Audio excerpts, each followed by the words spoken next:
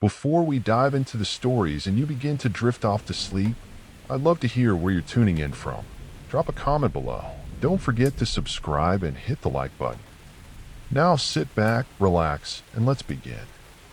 Back in February 2016, when I was 14 years old, I was living in the Fiji Islands. This story mainly happened to my mom, though it affected my whole family. It was October 31st, and I was at my school for a Halloween-themed party.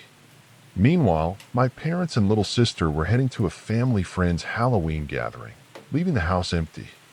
My party ended at 9 p.m., and my dad came to pick me up, but before that, he dropped off my mom and sister at home because our security alarm had gone off. Since no one had been home at the time, my family immediately contacted the security company. 3 security guards arrived in a van and waited outside while my mom unlocked the house and let them in. They thoroughly searched the entire place but found no one. My mom even checked inside cupboards and under the beds with my little sister, who was only 12 at the time. Meanwhile, the security team inspected the garden and the basement to make sure it wasn't just a false alarm. We don't have any pets, by the way. My mom turns on all the lights from the living room and the balcony. She starts to open the window and the gates that protect all the windows to get on the balcony, but when she looks at the keyhole to put it in, she notices flip-flops on the floor. She then looks closer and sees 2 pair of legs hiding really close to each other against the wall under a garden sofa. My mom begins yelling. They're on the balcony. The 2 guys got scared and jumped off the balcony into my garden. One of the guards grabs the guy, but the second intruder jumps on the guard, and they run away, jumping over the fence and running into the forest. My mother regrets yelling, and if she had come down and talked to the security quietly, the guys wouldn't have run and they probably would have been caught. My mom is crying, holding my sister to her side and telling her everything will be okay. The security then called the police, and they did a report describing the guys and started a search. The cops were here in minutes since I live only 100 meters away from the closest police station. The guys who jumped lost a hat, their flip-flops, and they left socks as well to use as gloves, we think, but also 2 knives. Sadly, the guys were never found again, but 2 weeks later, my mom pulls out of the driveway, looks in the rearview mirror of her car, and sees she's 90% sure the 2 guys there opposite our house staring at her. The short guy had the same new hat, and the other guy had brand new flip-flops. When my mom drove away to the police station, the guys were gone, and they were never to be found again. I got home after with my dad and my mom and my sister crying. My dad was mad that he didn't stay, but my mom had drank and she couldn't drive at that time. Luckily, my mom saw them before she opened the window. Otherwise, well, who knows what could have happened. So, how did those 2 guys even get onto the balcony in the first place? Well, it might sound a bit ridiculous, but right next to the balcony where they were hiding, there were 2 wooden poles connected by a strange-looking plank. It wasn't meant for hanging anything or serving any real purpose. It was just there. My dad actually asked the landlord to remove it, but he refused. To give some context about this setup, when I was around 15 or 16 and already 6 feet tall, I could jump and climb onto my balcony. I know this because I used to do it to sneak out and see my girlfriend at the time. Now at 21, I live in Australia, and even though I didn't experience this event firsthand, it still really shook me when I was younger. Ever since, I've been extra cautious. Living alone now, I always check every part of my house and make sure everything is locked. In fact, I've locked myself out more times than I can count because of how paranoid I've become. Thankfully, I've never had to deal with anything like that again, but the fear never completely goes away. Moving on to the next story. I'm currently in university, but spending the summer at my parents' house. One night, I was hanging out with a friend, and we decided to go to a party. While there, I met a guy around my age. We talked, had fun, but nothing serious, or so I thought. We exchanged phone numbers. We hung out a couple of times, but right away, he became incredibly clingy. Sensing this, I decided to put some distance between us, hoping he'd take the hint and back off. But he didn't. When I stopped responding, he He bombarded me with over 100 messages, each one becoming more aggressive as time passed. Keep in mind, it had been less than 2 weeks since we first met. I finally responded and told him that he needed to chill out. He appeared to come down a bit after I responded, but he then asked for a phone call. I agreed, and we talked for a while. He told me that he couldn't stop thinking about me, that I was the best thing that ever happened to him, etc. Just a bunch of stuff that is way too intense to say to someone that you barely know. I tried to let him down gently, reminding him that I was only home for the summer and wasn't looking for anything serious beyond a fling, but this only seemed to make him angrier. He started yelling at me, insulting me, calling me all sorts of names, basically a complete 180 from what he had been saying mere minutes ago. Then all of a sudden, the phone went silent.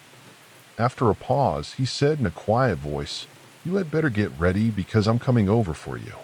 And then he hung up the phone. This was obviously very frightening because he knew that my parents were out of town for the week and that I was staying at their house alone. However, he didn't know where my parents' house was because I was always the one driving, and he didn't know my friend either. So I thought that he had no way of figuring it out since, again, I'm normally living at school in another state. Regardless, I locked all the doors and shut the blinds just in case. After a while, though, maybe an hour or so, I fell asleep. When I woke up, I looked at my phone, and I saw a notification on my lock screen. It was from the Ring app indicating that there had been movement on my parents' camera, and it was him. If you watch the video, you can clearly see something in his hand as well. When he notices the camera, however, he left. I immediately blocked him on everything, and I reported the incident. I have no idea what he planned to do once he got here. It was terrifying, though, to realize that he had come over when I was asleep and defenseless and completely unaware of his presence. As I would later find out, he was able to get my address from my phone number. Apparently, he Googled it, and it returned my dad's name as the owner of the phone number, along with my parents' address. Since I'm on my parents' phone plan, I guess it shows up that I still live here. Realizing this was horrifying, I had no idea that my phone number could be used to find my home address. It's deeply upsetting that such private information is so easily accessible online. The fact that websites just hand it out to anyone is incredibly dangerous. Please learn from my mistake. Never share your phone number with someone unless you truly trust them. I later discovered that you can get a free Google Voice number for texting and calling, which isn't as easily traceable. My advice? Use a disposable number when talking to people you meet informally or online. Even now, I still struggle to sleep well at night. I can only hope that no one else has to go through something like this. If you're enjoying the stories so far, consider subscribing. It's free, and you can always change your mind later. Now let's move on with the video. Moving on to the next story. About 20 years ago, a college friend of mine was getting into real estate and asked me to help show some homes for experience. We were actually looking at properties, so I agreed. I arrived at the house but didn't see his car anywhere, and to make things worse, it was pouring rain. I waited in my car for a few minutes, and then about 5 minutes later, the porch light suddenly turned on. Assuming he had driven a different car and parked along the road, I got out and walked to the door. But when I reached it, it was locked. I knocked, but there was no response, and by then, I was completely drenched. Just as I was heading back to my car, my friend finally pulled in. He asked why I was waiting in the rain like that, and I told him what happened. Halfway through my explanation, porch light goes back off. We approach the door, knock, and again, there's no answer. He accessed the key in the agent box, and we go in. We check the switch inside the front, and it is the one for the porch light. Then once it was back on, we looked for a sensor, but there was none. First off, there's creepy vibes and no lights on. As we work through from front to back, we turn on the lights and turn them back off again on the way to the front. The upstairs is accessed in the front of the home, so when we go up, all the downstairs lights are off except for the front room. We go up, start looking at the rooms, and that was when a knocking starts. 3 at first, that makes us both give the "what the heck did you just hear that" look to each other. Then after a bit, 3 more, but much louder this time. We started to nope out of there. And as we got the lights out and headed back downstairs, we heard 3 poundings from the hallway at the top of the stairs, now dark but in clear sight. At this, we head for the door quickly. Just as we were getting the key ready for the lockbox, we noticed that the light in the back room had turned on again. My friend asked if I'd go with him to turn it off, but I ultimately convinced him to just leave it. Something about it felt off, almost like a trap. As a grown man, I'm not easily shaken, but in that moment, I felt an unfamiliar sense of fear. As we walked away, the porch light suddenly turned back on. We never went back inside, but we've driven by the house a few times since, just to look. Moving on to the next story. I have a hobby carpentry shop where I make furniture, bows, canoes, you name it. It keeps me busy and out of the bar. There's a guy from my local shotgun range who runs a furniture restoration business, and one day we got to talking. He mentioned that he had decades worth of abandoned materials, pieces people had dropped off but later decided weren't worth the cost of stripping and refinishing. Basically, he had piles of milled hardwood just taking up space and was happy to let me have it for free. I'll admit, he's a bit of an odd guy, quiet, mostly keeps to himself, and not much for small talk. But he's known around the place for occasionally restoring gun stocks. Since quality materials aren't cheap, especially for hobbyists like me, and I don't mind remilling, this seemed like a great opportunity. So I go down to the shop, and first thing that I noticed is that he and his coworker, there were no projects on the go in his shop, were visibly upset that I brought some buddies to help me. I also noticed that the front office or lobby is a cramped affair full of taxidermy, which isn't too much of a red flag, I suppose. I mean, I met this guy at a gun range after all. But once you go into the back, it was a lot of stuff that progressively made my eyebrows go a little further up my face. But he does chemical stripping of furniture, so he's got several chemical vats or buckets that you can fit a full-size couch into. I know what stripping chemicals smells like. Smells like blue if anyone's wondering, but there was definitely another smell to the room, sort of rank and musty, big chains from the ceiling, which I guess could be for picking up the furniture pieces. All this material that he's got for me is in a mezzanine, so up I go for some good old-fashioned garbage pile diving. There's 2 major rooms in the mezzanine. One is full of his materials that he's giving me, just dozens of old hardwood tables and chairs, etc. In fact, I got some really nice old oak pews for my trouble. Hundreds of board feet of old 2-inch thick oak, which was a real score. The other room, though, was maybe, I don't know, a showroom. But this showroom, it clearly hadn't been touched in years and had some pretty interesting things going on in it. Like, there was a rocking chair covered in dust, an empty wire birdcage that could have been 100 years old, and a large bookcase packed full of Christian books. No carpentry or furniture books anywhere. It had several picture frames with what could have been family photos, lots of young or smiling children, which just gave a little bit of a creepy movie vibe to it, I guess. But the real clincher was that I noticed footprints in the dust that walked into the wall behind the showroom door. And behind the door to the showroom was a door that had been cut into the drywall and was heavily padlocked from the outside, the showroom side that is. So basically, you couldn't see this door cut into the wall when you were in the showroom while the showroom door was open unless you were quite close to the wall, because if you were in the showroom, the door covered this wall portal. As I was leaving that day, I learned a few unsettling things about this guy. For one, he doesn't own a smartphone, just an old school, no GPS phone. On top of that, he had a dusty, creepy-looking grandmother suit filled with heavily religious literature, a secret room in the wall locked from the outside, and massive chemical vats in his workshop that had an oddly organic smell. Oh, and he was noticeably irritated that I didn't show up alone. He still let me rummage through his scrap pile, which I appreciated, and I have to admit, I hit the jackpot. I hauled away enough material to mill into about $7,000 to $10,000 worth of hardwood boards. But man, was I relieved that I brought 2 other people with me to help load everything. On the way home, we cracked Buffalo Bill jokes the entire ride. I haven't seen him since, and oddly enough, he hasn't been to the range in 2 years now. I don't know, something about him, and that place just fell off.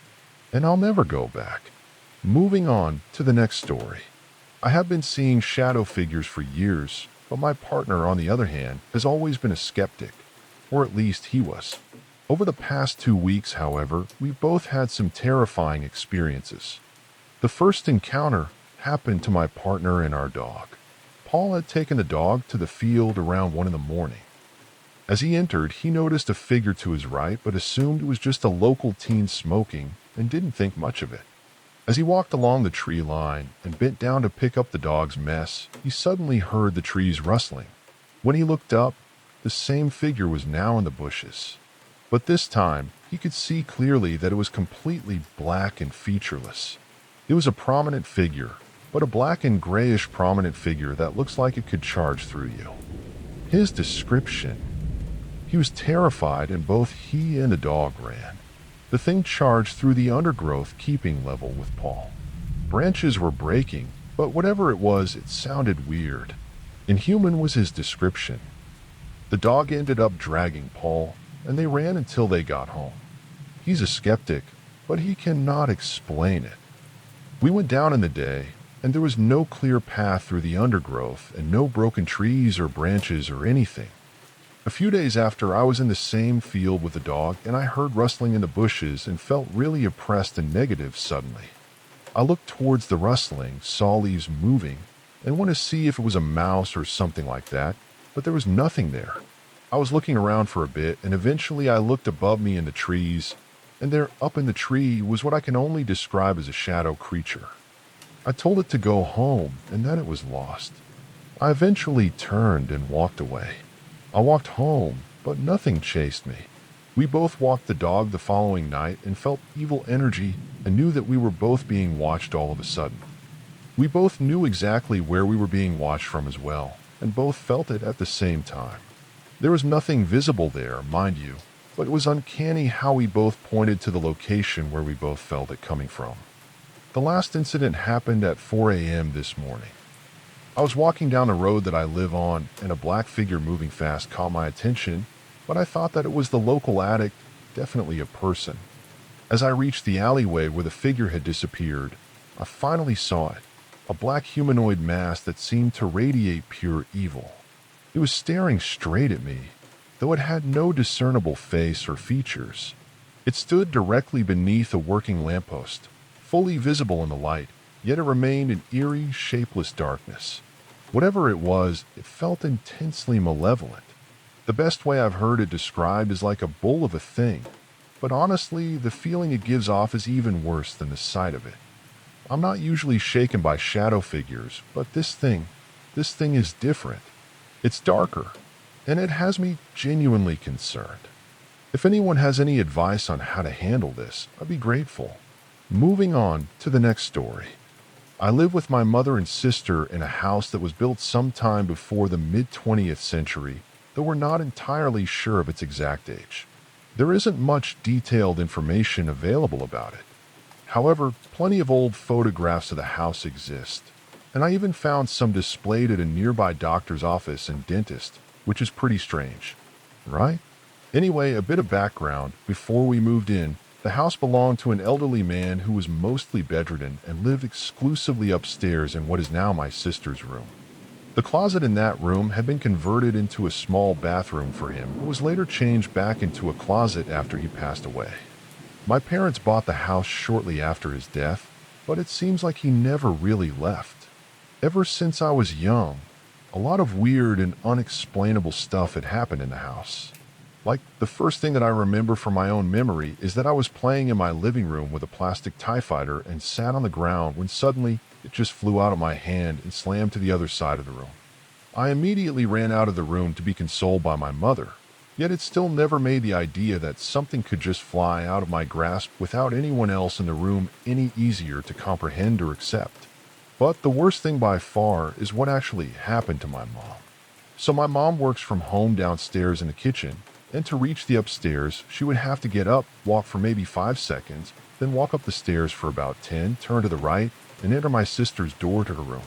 One day, my mom was working from home as usual and had just finished a call with a client when she suddenly heard my sister calling out to her. Mom, come upstairs and see." My mom, still focused on work, responded, "I'm working. You have to come to me." But my sister kept calling her, repeating the request. My mom kept replying the same way, telling her to come downstairs instead. This back and forth continued for about 30 seconds before my mom suddenly realized my sister was at school that day. She was completely home alone. The moment she stopped responding, the calling stopped too. Though she tried to shake it off and continue working, the whole experience left her deeply unsettled. There are plenty of strange stories from this house, but for some reason, this one has always stuck with me the most. Moving on to the next story. I've lived in many haunted houses throughout my life, each with its own unique experiences and stories, most of them seemingly human in nature. However, this was the first time I encountered something that I would describe as inhuman.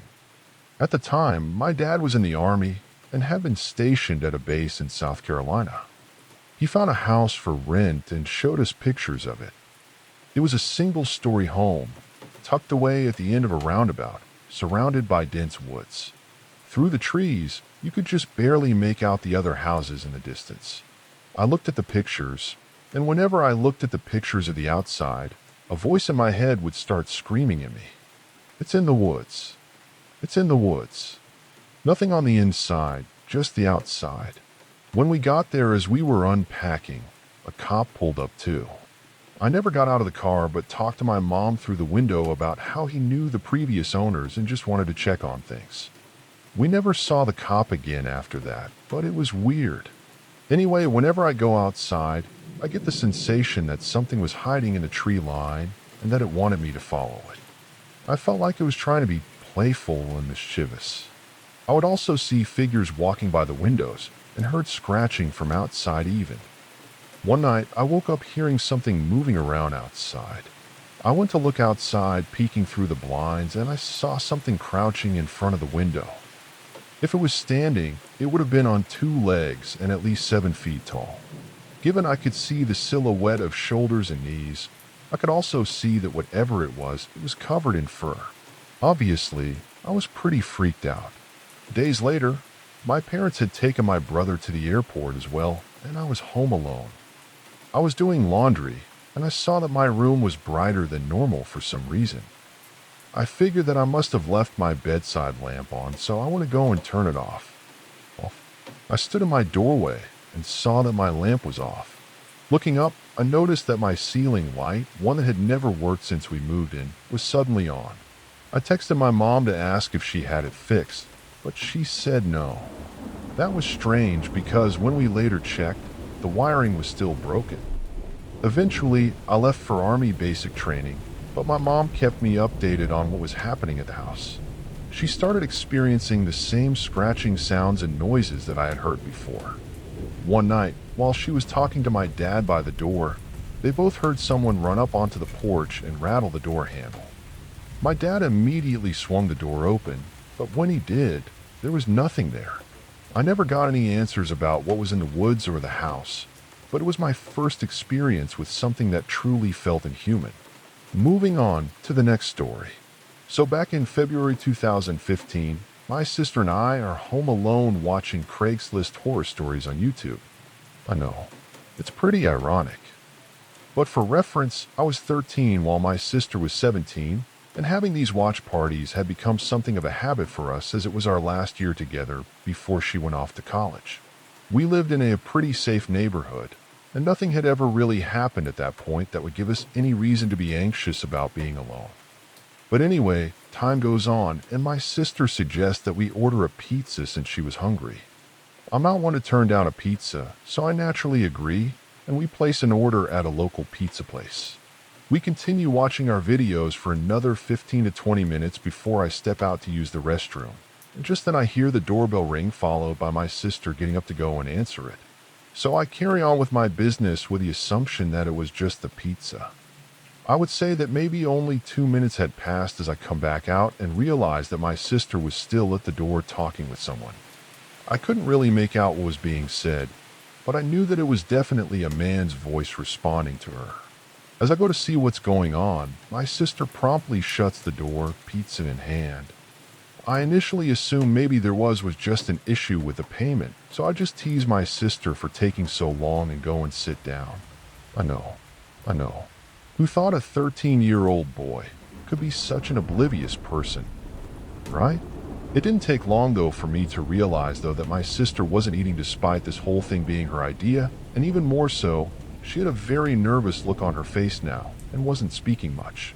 I asked her what was up, and she proceeds to tell me that when she opened the door to greet the pizza guy, he looked at her as if he was checking her out and followed up by giving her the most unsettling smile that she'd ever seen. She was trying to get the pizza and go as we'd already paid online, but the creep insisted on trying to make conversation with her. The man pretended to fumble around trying to get the pizza box out of his bag, all while asking very personal questions that he certainly had no business asking, like how old she was and if she was alone and stuff like this. Now, I admittedly thought that she was just messing with me at first. I mean, stuff like that can never actually happen to people that you know, right? Nevertheless, it still left me feeling a bit anxious. We tried to enjoy the food and move on, and I'd say about an hour or two later, we had finally calmed down about the whole thing. Right as we were getting ready to clean up and go back to our own rooms, there's a knock at the door, a very loud and aggressive one at that. We share the same nervous look and then hesitantly slip over to the window to see if we can get a look at whoever's knocking. Now, I hadn't seen the guy, but my sister immediately recognized him as the pizza guy from before. We were contemplating calling the police, but the guy had only knocked once or twice more before getting in his car and taking off way too fast down the road. Almost like he knew that if he continued, he was more than likely to go and end up in a lot of trouble. We made a round around the house, though, making sure everything was locked up, and then waited for what felt like ages for our parents to finally get home. My sister told them about what happened, but our mom insisted that we were just being dramatic, that we had just made ourselves nervous because of the videos that we were watching. And while we both initially insisted on being serious, we eventually gave up and just tried to move on from the whole thing. We ordered from that place a few more times, but thankfully we never saw that same delivery man again. Nothing else ever really came out of that situation, but I can't help but think about what could have happened if that creep had just been a bit more persistent. What if he had kept trying to get into the house, or if we had accidentally left the door unlocked? I think that his intentions were pretty obvious, and I can only hope that his behavior has caught up with him, and that he's somewhere getting the help that he probably needs. Moving on to the next story. So me and my boyfriend, we like going out dancing on the weekend, which always ends up with us stumbling into our favorite pizza place before joining the taxi queue. We've done this most weekends for over a year now, so we've become somewhat friendly with the guys who own the pizzeria. They know us by name and always make a big fuss over us and offer us discounts every time too. But here's where it gets a little freaky. You see, last night, a Sunday night at 11 p.m., my boyfriend and I were in bed because we both had work this morning. My phone started ringing, which was weird for that time of night, and I saw it as an unknown number, so I just ignored it. But the next thing that we know, there's someone knocking on the front door. All the lights in the house were off, so we were clearly in bed and not in. I had another call from the same number, and then the person knocking started hammering on the door and flicking the letterbox box, even though I was a bit shaken and warned not to. If I had been alone in the house, I never would have answered. So he goes downstairs to answer the door, and lo and behold, it's one of the pizza guys from the pizzeria holding 2 freshly cooked pizzas that we didn't order. He said not to tell the other guys at the shop apparently, but they were a gift from him to us, his favorite customers. My boyfriend took them from him and thanked him, but we couldn't get back to sleep for hours. We just felt really odd about the whole thing. We have ordered from them once for a takeaway, I think, so that's clearly how we got our address and my phone number, but it's still very weird, right? Moving on to the next story. Something really weird happened today. I got home and found that there were deep scratches on my bedroom TV, and before I left this morning, it was fine. But that's not the weirdest thing. The night before, my girlfriend and I were home, and we ate pizza, and we're 1% sure that there were 3 pieces left in her box that she couldn't eat. In the morning, she got up and left before me, and when I woke up, I looked to see if she had finished them and found that she still had 3 pieces. However, when I came home this afternoon, there were only 2 pieces in the box. and she confirmed to me that she had not eaten and that there were definitely 3 pieces. A similar food incident happened to me last week when I returned from holiday. Just before we left, I left half a sausage and a box of fries in the fridge, and when I came back, they were gone. I thought that I must have thrown them away before or something, or my aunt had dropped by and picked them up. Today, my aunt confirmed that she hasn't been in town for over a month now and hasn't even been by. I also noticed a little later that the microwave settings had been changed too. I have other stories of missing items and lights being left on and things like that, but I always explained it away as me just losing it or something, and now I just don't know what to think. I don't know what to do either.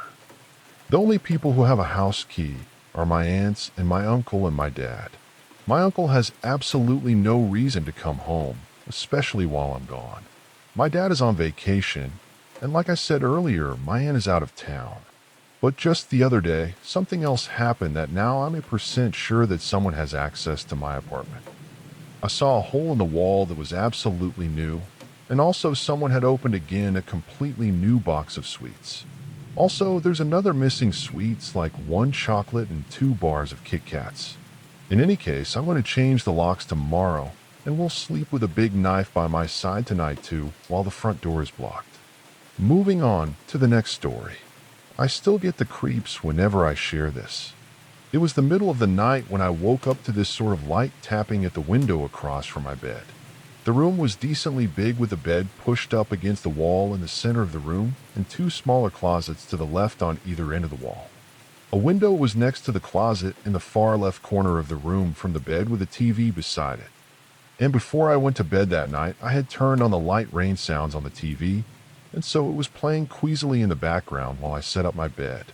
I was pretty tired and weary that night too. The knocking, though, turned into loud thumps that made my heart race suddenly and my palms sweaty. By the sound of it, I could have sworn someone or something was standing outside the window pounding at it, which wasn't unreasonable considering the room was on the first floor near the entrance of the building. Looking at the alarm clock on my bedside nightstand, I realized that it was suddenly very unreasonable though. It was 15 minutes past 3 at this point. Really too. I just don't understand how I missed it because she was standing right next to it. Beside the window, or rather a little bit in front of it, was a girl with long dripping wet black hair cascading down her face and body, basically hiding all of her from how long it was. She was wearing this worn-out white dress that ended on the floor. I couldn't see any limbs at all, and she really reminded me of that girl from The Ring, just less TV-like and obviously real. For a good 10 seconds, I kind of just stared at her waiting and watching, praying that this was some sort of sick nightmare that I was about to wake up from. The panic hadn't set in just yet, but when I realized that she wasn't moving or doing anything, I slid under the covers, biting back the tears of fear. I was 14 then. Not young, but not old either. So the fear was pretty reasonable at that age. After taking a few deep breaths and encouraging myself to look again, suddenly she was gone. She just vanished. But the tapping on the window hadn't yet ceased. If anything, it got a bit louder for a sudden. It also started raining after a few minutes of me just sitting there, staring at the spot where the girl once stood. Eventually, everything went quiet, and I think that was when everything really set in. Suddenly, I was extremely fearful. Moving on to the next story. I was having a sleepover at my best friend's house in the February like we always did. We were 15 at the time, and she lives in a small village where everybody knows everyone. There were really no weird people there as well, and it was a very safe place. Everyone was kind and friendly. So it was about 10 p.m., and it was really dark outside. We were hungry and wanted to bake some cookies, but they didn't have all the ingredients to do it, so we decided to go to the nearest convenience store to get them. It was about a 5-minute walk in the dark because there were no street lights. We started walking towards the store, talking and laughing about literally anything. On one side of the road, there was a huge church built at the end of the 1800s. It was abandoned, but they couldn't destroy it because it was historical. There's also a huge parking lot right in front that had small orange lights. It was on the other side of the road, the store that we had to go into. When we passed on a sidewalk in front of the church, we heard a weird classical music playing. It was just a whisper, but we turned our eyes to the parking lot and there he was. I still have goosebumps even thinking about this. There were no cars on the road. Nobody was outside. It was dark and cold, but we saw a man, really tall and disgusting. His clothes were ripped, and he looked like he hadn't showered in months. He was dancing in the church parking lot, doing ballet figures to a classical song at 10 p.m. on a random summer night. When we saw him, immediately we changed sidewalks to be far from him. Our hearts were racing as we entered the store. We got our things and we went to the cashier. She made us pay, and we were panicked, so we told her about the man dancing in the parking lot. She was confused and went to the window to look, but there was no one there. We were even more scared when we got outside. Neither of us had our cell phones, so we couldn't call her dad to pick us up. We took a deep breath, and we decided to pass by the neighborhood that was behind the convenience store instead of the main road in front, so our chances of seeing the man again would be much lower. We started walking in the dark on the small roads with our bags. We kept our heads on a swivel and kept looking around us once we reached the main street. We almost had a heart attack, though, because the man was there dancing on the sidewalk right in front of our house. We were panicking. I started crying quickly. I started tearing up a bit as we walked back into the neighborhood. My friend told me that she knew some people of our school that were living nearby and that we should go to their house, so we did. He didn't believe us at first and didn't want to walk us to her house. It was almost 11, and he looked tired, but I think he changed his mind because he saw us crying. So he put his shoes on, and we started making our way back onto the main street. We told him what happened as we arrived to the sidewalk, and there was nobody. The man was nowhere to be found. He walked us to her front door as we thanked him before entering the house and locked the door. We told her parents everything, and in the end, they just laughed at us saying that we were being overdramatic, and that it was one of the safest villages ever to exist and that we probably saw the wrong thing. We're both 19 now, and we still have no idea what happened that night. But we stopped going out when it was dark. We talk about it sometimes, and neither of us can really explain who he was and what he was doing there, and more importantly, how he knew where she lived. Moving on to the next story. This happened 3 nights ago, and I'm going crazy trying to figure it out.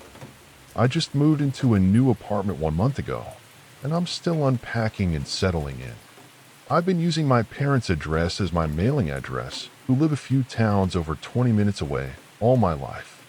3 nights ago, my parents called me at 2 in the morning, freaked out, and proceed to tell me this story.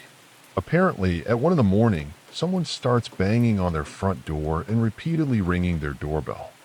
My stepdad walks downstairs and opens the door, leaving the front glass door closed and locked. There was a man standing outside who looked to be in his 30s with a black hoodie on with a hood pulled up around his face. He didn't have any distinguishing facial features, facial hair, or tattoos. The only thing my stepdad said was that he looked to be a Hispanic perhaps. Neither my stepdad or my mother, who was watching the whole thing out of a window, recognized the man. But the man then says, "Oh, I'm sorry to bother you, but I'm looking for her," and gives my full name. My stepdad plays dumb and says, "Who?" The mayor proceeds to state my full name again and says that my boyfriend is worried because I didn't come home that night. He claims to be a friend of my boyfriend and tells my stepdad that they're both out looking for me, worried because I didn't show up at home. Mind you, I don't have a boyfriend. I live by myself with my 3 dogs and haven't been in a relationship in the past 5 to 6 months. But here's the weird part. My stepdad asked the guy what boyfriend he was talking about, and the man tells him the name of the boyfriend that I had when I was in 10th grade nearly 20 years ago. My boyfriend in the 10th grade has a very, very unique Italian name. I've never met anyone with a full name even close to his, but he says my high school boyfriend's name a few more times to ensure that my stepdad heard him and repeats that they're very worried about me. Is my stepdad sure that I'm not inside? At this point, my stepdad is weirded out and closes and knocks the door in his face, but the man doesn't leave. He lingers in front of my parents' house for the next 10 minutes, smoking cigarettes and talking on the phone. Finally, my parents call the cops, and about 5 minutes before the cops arrive, the man walks down to the dead end on their block and drives away in a silver car. My stepdad was unable to get the license plate, and my parents file a police report, and after that, nothing else happens. After I hear this story, though, I'm just going crazy over the weird details. I mean, how would someone know who I dated nearly 20 years ago? And what would the motive be of making up a story that included that weird detail about my past? I have not had contact with a 10th grade boyfriend in like over a decade. Yesterday, I decided to message him on Facebook, though, to see if he has any insight. I tell him the whole story, and he's just as confused as I am and claims to have no part in it. At this point, I'm just at a loss, and I'm also really freaked out that some strange man is going through that much trouble at 1 in the morning to look for me. If you have any insights or ideas of what this could be, then do let me know, because I have a feeling that something fishy is going on. Moving on to the next story. That definitely sounds unsettling, especially when your gut is telling you something is off. Trusting your instincts is important, especially if you've had past experiences that make you extra aware of these things. The fact that you've noticed his behavior twice over the past couple of years makes it even more concerning. Has your boyfriend ever picked up on it or mentioned anything about his uncle's behavior? That's really unsettling, especially with the timing and the fact that the voice sounded like him both times. It's even weirder that he asked what you were doing, as if trying to gauge if you were alone. Given his past alcohol issues, it's possible that he's not actually sober, which could explain the slurred speech. Does your boyfriend know about these calls? And do you think there's any way he could have gotten your number? Even if it wasn't him, the pattern is odd enough that I'd take it seriously. Maybe even block unknown numbers or use a call screening app. I panicked and didn't ask for his name, which I regretted later. But once again, he called me by my name asking how I've been and saying that he missed me. At this point, my anxiety is through the roof and I'm actually almost in tears. I now remember the last call, but I'm not able to ask any questions that would confirm his identity because I'm just frozen at this point. But he was breathing heavily and kept talking, which was hard to understand. He then asked me if I was bored and if I'm alone right now, as he would love to visit me. I immediately said no. My boyfriend is here. And he answered, "What a pity," only to hang up again. He didn't call me again, but this all still lives in my head. I'm not gonna lie. I avoided him when he visited and tried to talk to my in-laws, but they think that I simply confused him for some random weirdo.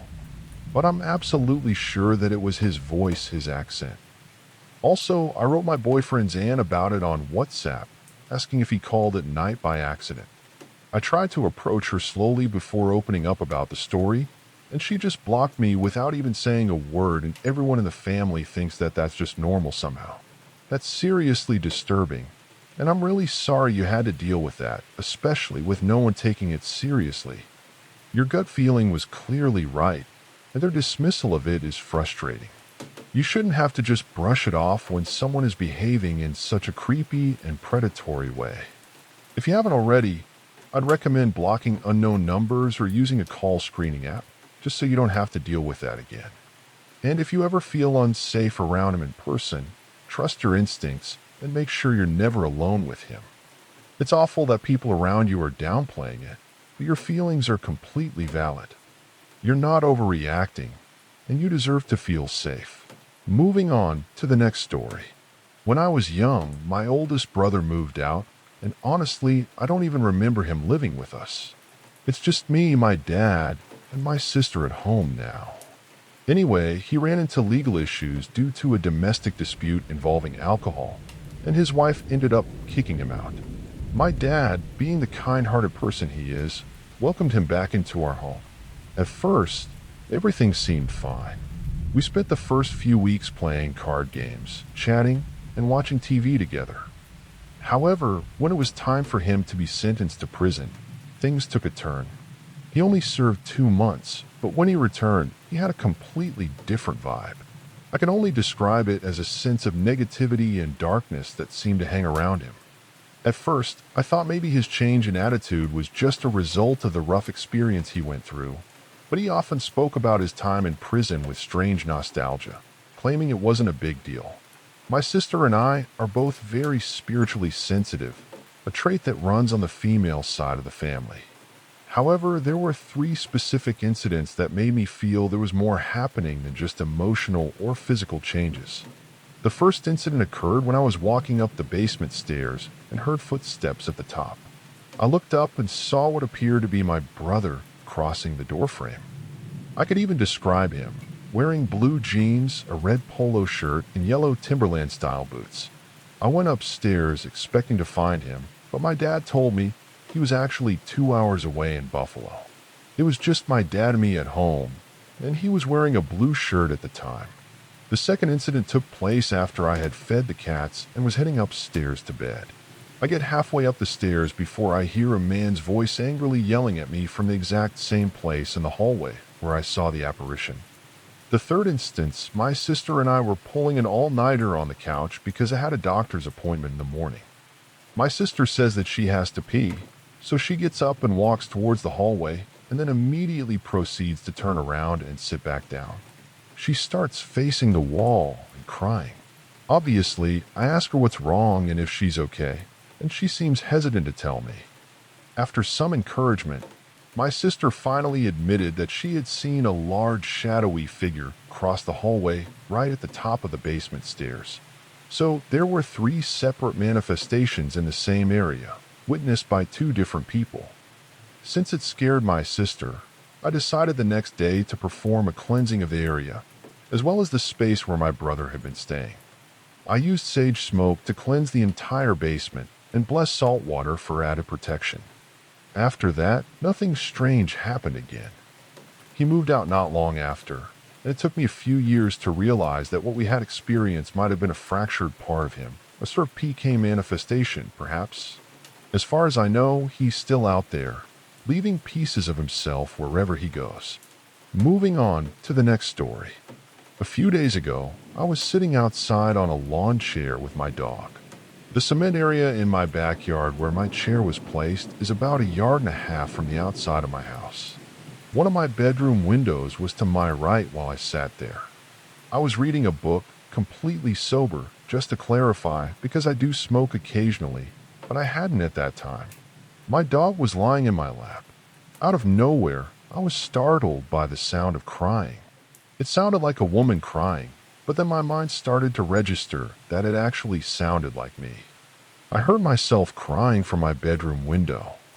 Once that realization set in, I just froze. My blood ran cold, and I was unnerved to say the least. Shortly after, maybe a couple of minutes, I grabbed my dog and walked in my back door and made my way to my bedroom. Obviously, I saw nothing. I live alone, and I don't know what I expected to see. Some context to this that I think is important to know is that I have a cooler in the bedroom window, and it was definitely off. The other bedroom window was closed and locked and looks out to my wide driveway. There's no way that it could have been anyone walking near the other window or anything like that. I recently lost my little old lady dog, whom I love with everything.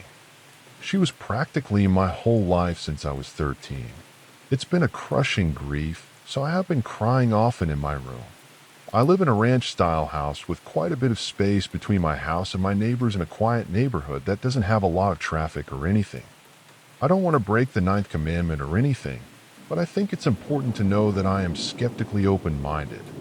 I come from a Mexican Catholic family. Talks around these things are not uncommon with my folks. I am spiritual and I have beliefs. I have my practices. I'm responsible when practicing divination, but I have never experienced anything like this before. It's been a couple of days since this happened, and I've been in my room to sleep, get ready for work, etc. I haven't felt anything strange in my room, but for the past few weeks, I felt this strong urge to lock my bedroom door at night. I just listen to my instincts and do it without thinking too much, because I don't want to feel unsafe in my own space. I spend time in every other room of my house throughout the day or evening, and I even work from home 2 days a week, so I'm usually here. I don't feel anything unusual during those times, even now as I sit in my living room, nearly at midnight. But like I said, lately I've felt the need to lock my bedroom door. I'm not sure what else to add. As much as I wanted to get this off my chest, I'm also kind of curious if anyone else has ever experienced hearing themselves cry in another room or something similar. Moving on to the next story. I'm a 16-year-old female who lives in a very, very small town, and this happened about 3 months ago. Now every morning, I would go out to our yard and drink some coffee and watch the sunrise. And one morning, a guy with dirty brown hair and a dirty face came walking by. He waved at me while I sat there. And of course, I didn't want to be rude, so I waved back. This continued for about 3 weeks until one afternoon while I was playing with my dogs outside and saw him. He was just sort of, I don't know, like standing there and watching me. I waved, but I never really saw him this time of the day. So it was a bit odd to see him, but he waved and then just walked away. I didn't think too much of it. But then the morning that I'll never forget ever, I was sitting outside and, as always, he walked by. But as I waved at him, he came to my gate. I sort of froze a bit. He started small talk and slowly I started to get up, a little bit scared but not too bad. He told me to wait and stupidly, I waited. My dog started barking at him and he said, agitated, "Your dogs are very mean, you know." When I tried to get in, they wanted to bite me. I stood there sort of dumbfounded and honestly I wanted to cry. Then he told me, I'd rather stay safe and keep by my pets. I kid you not, he pulled out a rat from his pocket, a dead one. At that, I had had enough and I ran. And since then, I haven't gone outside again during those times. Moving on to the next story. So the other day, I was getting flowers and dessert for my girlfriend who was at work.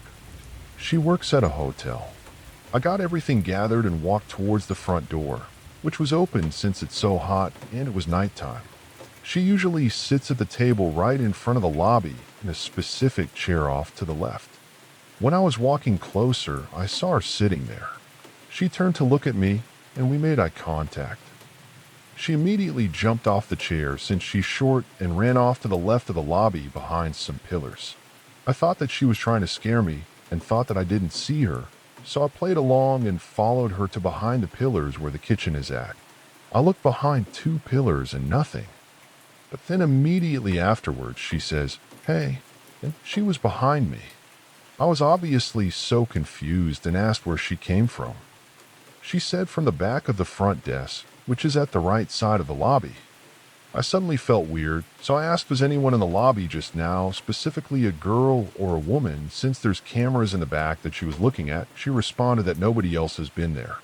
I didn't know what to make of the situation just now and started replaying what I just saw in my head and realized that my girlfriend was wearing contacts and whatever I saw was wearing thick black frames but wearing her exact uniform and had her hair up exactly like my girlfriend.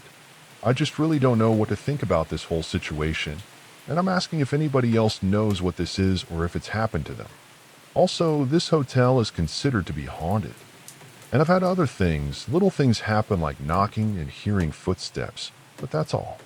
Nothing at all like this. Moving on to the next story. So before I begin, I would just like to say that this has been reported to local police with as much detail as possible. So I've been searching for several hours on who to reach out to and how to put this into words, something that I went through this evening. I came across this place, and I decided that this is something that I should share. So tonight, my girlfriend, 22-year-old female, and I, 23-year-old female, were heading home from a picnic at a local park. As we drove away from the park and approached the stop sign, I noticed that there was a car parked at the stop sign. I remember thinking to myself that it seemed a bit odd. We pulled up to the car and we stopped. And when I looked over, I saw a man, his wrists tied together, a terrifying expression on his face as if he was screaming or crying for help. I instantly froze and asked my girlfriend if she had seen what I did. As we had pulled just forward from the car, she asked what I saw, turned around, and he was still there, wrists together on his steering wheel, staring and making eye contact with her. We both panicked, asking, do we call 911? Do we circle back around? Trying to make sense of what we just saw. And I think it hit us both at the same time when we realized that it was most likely a tactic to lure us closer to his car. I know that I've personally read multiple stories of possible trafficking tactics happening in my county. I'm lucky to have seen these, and I knew to get away as soon as I could. Sure enough, too, when we drove off, he followed us for about half a mile until we got to a busier road and we finally lost him. I've been in a state of fear and confusion and panic ever since this. It may seem like an overreaction, but I have, 1, never been in a fearful situation such as this, and 2, never seen someone tied up before in possible danger before recognizing the signs.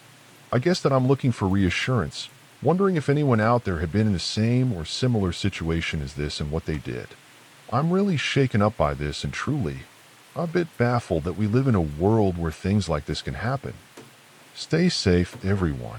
Moving on to the next story. I've never really discussed this because, well, it creeped me out, but I remember it from time to time. This happened years ago, and I was in a long-distance relationship at the time. So every other week, I went to my ex's hometown and stayed there for the weekend.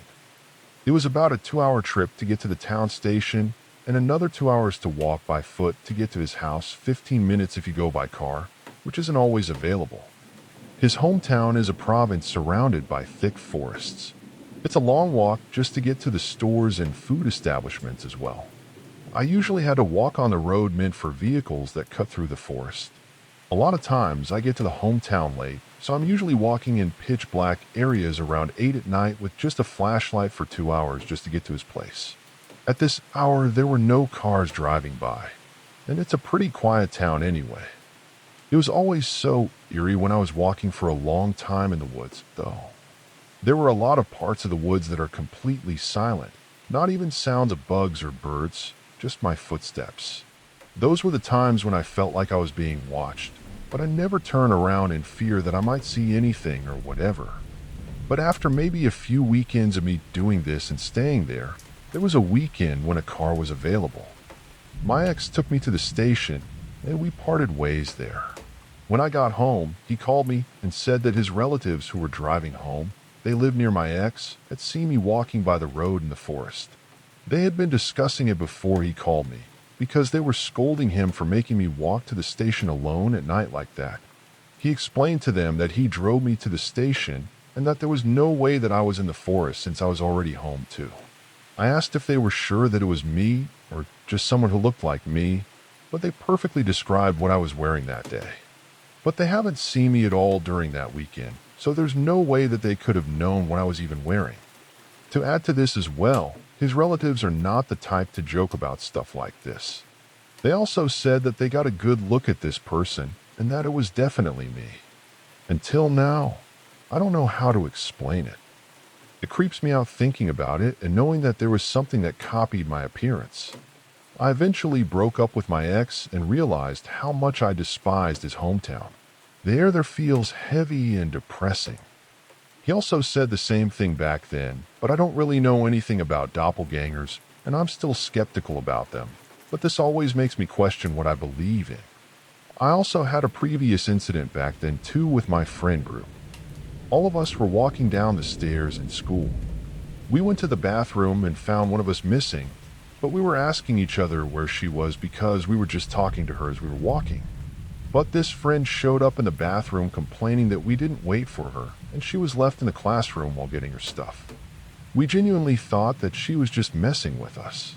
I mean, we were literally talking to her before she disappeared, but a lot of other people had vouched for her that she was always in that classroom with them, and they left the classroom together with her before she looked for us in the bathroom. So, again, I just don't know how to explain this. Moving on to the next story. I, a 28-year-old female, live with my sister. I'm 26. She has 2 small dogs that also live there, and I have 2 cats that sleep with my door open so they can go in and out as they want. My sister sleeps with her dogs in her room with her door shut. When she gets up in the morning, her dogs run out and get into my bed with me because I usually sleep in later. My boyfriend spends the night most nights and leaves our house at around 7:45 in the morning to go to work where he clocks in at 9 a.m. I sleep with no lights and blackout curtains. My boyfriend doesn't turn any lights on and just leaves the room and gets ready outside of my room too, so that I can sleep.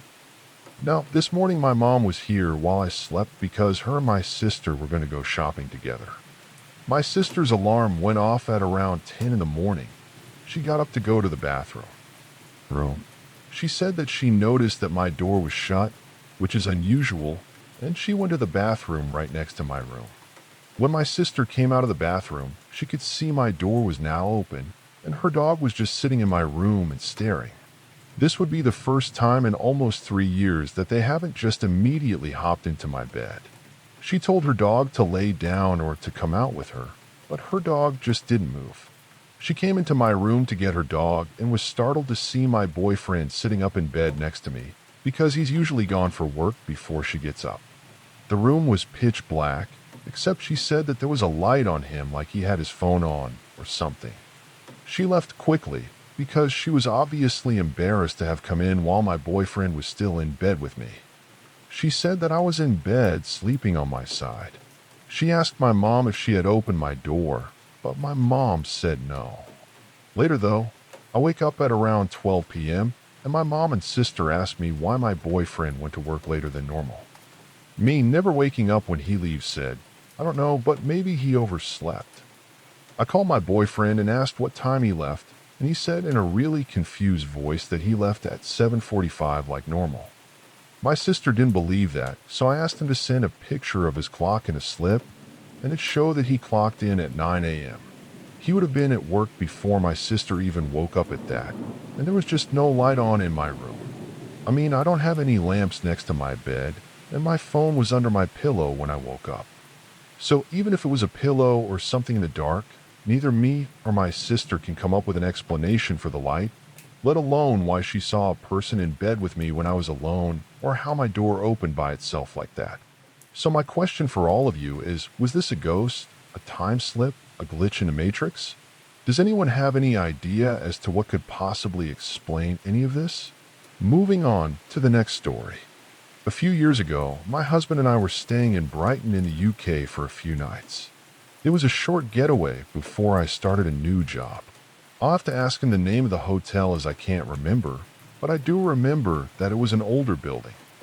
The inside was pretty modern, though, and the whole place was a bit like a maze, up and down stairs, through doorways, around corners, through archways, etc. Our room, though, was set up like any standard hotel room. Bathroom situated immediately to the right as you enter the room, bed against one wall and a dresser with a TV on it on the opposite.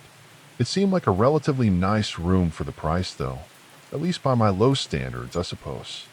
We were out for the whole first day, though after we arrived, got back to the room at around 10:30-ish and started to settle down for the evening. I sat on the bed for a while scrolling on my phone while my husband was laying on his side of the bed with all the pillows stacked up behind him. So he was nearly sitting up facing the TV dresser setup sort of thing, and at this point the whole room was being lit up by one lamp that my husband had turned on the side of his bed. I stood up next to my side of the bed and started to change into my pajamas. I had my nightshirt pulled over my head, arms not even through the armholes yet. Something made me pause. Suspended over the dresser in the empty space about maybe a foot from the TV was a brilliantly bright white-blue ball of light roughly the size of a football. My mind was racing to make sense of what I was seeing. At first, I thought it must be some weird reflection in the picture on the wall behind it or something, but that just didn't make sense. I mean, the object was clearly 3D, not a reflection. My second thought was that maybe I'd had a brain aneurysm and was dying. It happens to 20-year-olds all the time, but within milliseconds the light began to expand. It didn't just light up the room, too. It literally grew in size until it completely engulfed the whole room. My third thought was that this must be some type of nuclear warfare, something radioactive, but it didn't make any sense that it was completely silent. It didn't put off any heat either. It didn't hurt at all. But in an instant, it was gone. The room that was lit up by one lamp now seemed dark in comparison. For a few seconds afterward, I couldn't really see anything as my eyes were adjusting back to the one lamp's worth of light in the room again. In my head, that was a psychological sign too that I hadn't imagined this light. But with my shirt still halfway on, I looked over at my very skeptical husband who said, "What the heck was that?" At first, I thought that it might have been a camera flash, but that just didn't make any sense. I've never seen a camera flash so brilliant, and that's not exactly the stealthy camera that you want to hide in a hotel room to spy on guests or anything. We thought that it might have been something electrical, but the TV worked fine. None of the light bulbs blew. Our phones that were all plugged in during this were fine. It just didn't make any sense. The one thing that I couldn't and still can't get over though is how the light was literally floating in the middle of the air, and the fact that it was such a perfect circle. Anyway, I've only ever told this story to a few people, but no one really knows what to say other than commenting on how odd the story is. Has anyone else experienced a big glowing ball of light in their hotel room before? If so, please let me know. And if you have any idea about what this could have been, then I would love to hear from you. Moving on to the next story. 2 years ago, me and my family moved across states and moved into my current home. We usually have a lot of people in our house, and my family is usually outside on the porch. Some family was supposed to be flying back to the state that we moved from that day, too. Now I was getting home from school last year and was walking through the door. My mom was walking past into her room, and I called out to her. She didn't answer me though, so I just sort of brushed it off because she does have pretty bad selective hearing. My dad was outside smoking, so I went outside and gave him a kiss and a hug to let him know that I got home.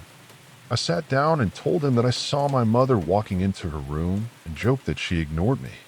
My dad gave me a confused look and told me that she was at the airport dropping some people off. I thought that he was joking with me and laughed, saying that she probably forgot something and was just getting it. And I pulled up my phone to look at her location to, prove that she was here. And it said that she was 45 minutes away at the airport. My dad looked at me weird again and said, "I told you so." But the thing with my mom is that she's kind of short. My sisters and I are all a couple of inches taller than her, in fact.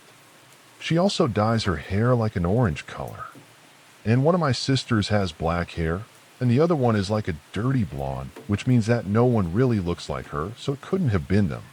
But the real kicker to this story is that maybe about a week ago or something like that, we were talking about ghost experiences in a group of me, my dad, and my mom. I retold my story, and my dad got this sort of look on his face. He does that face when he doesn't want to say something scary, but I pressed him on it. And it turns out that something similar had happened to him too.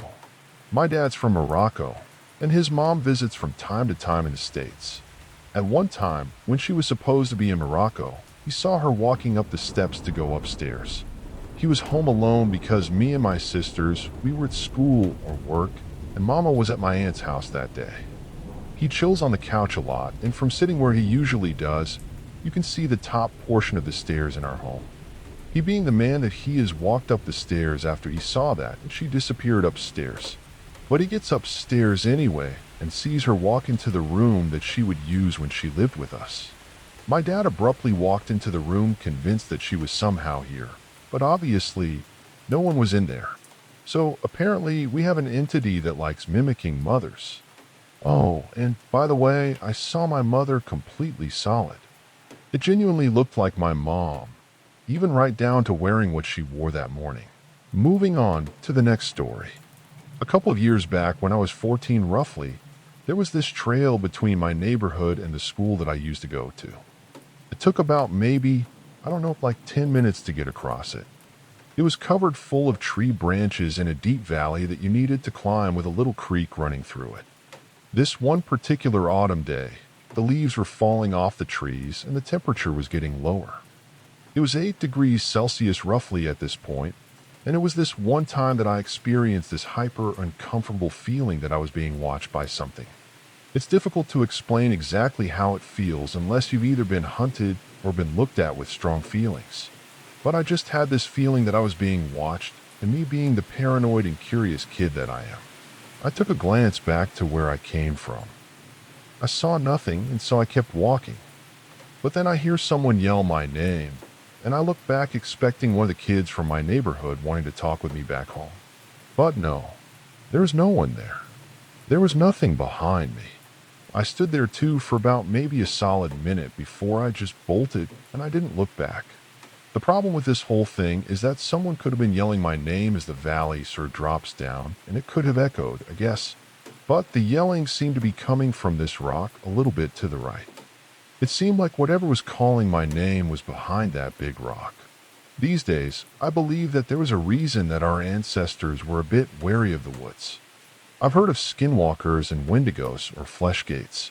The problem is that I live in Norway, so how could this be? Moving on to the next story. When I was 17, I was asked to babysit for a family friend. She had 4 kids, ages 11 to 4. They lived in a really old house, and the 3 girls shared a room together as well. I babysat really late at night because the mom's work shift was like 8 p.m. to 2 a.m. So I was mainly there to put the kids to sleep and then wait for their mom to come home. Their house always made me feel a little bit uncomfortable.